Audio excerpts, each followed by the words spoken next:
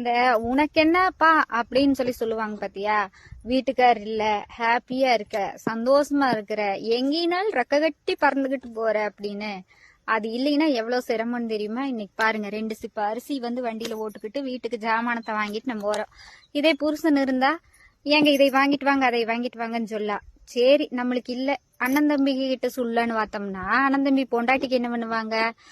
அவளுக்கு வேற வேலை இல்ல, நீ போய் அங்கேயே ஊழியம் கட்டிட்டு இரு அப்படிம்பாங்க.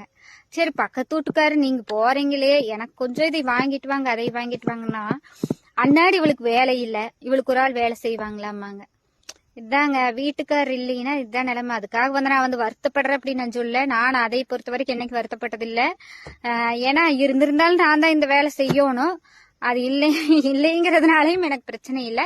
இல்லாத சில பெண்களை ஒரு தப்பா பேசுறீங்க இல்லையா, அதுக்காக நான் சொல்றேன். அவங்களுக்கு பின்னாடி ஒரு ஆம்பளை செய்யக்கூடிய வேலையும் அந்த பொண்ணுதான் செய்யணும்.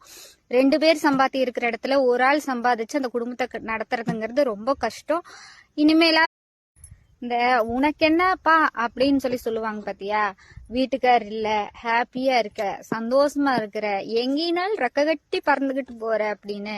அது இல்லைன்னா எவ்வளவு சிரமம்னு தெரியுமா? இன்னைக்கு பாருங்க, 2 சிப்ப அரிசி வண்டியில ஓட்டுக்கிட்டு வீட்டுக்கு ஜாமானத்தை வாங்கிட்டு நம்ம போறோம்.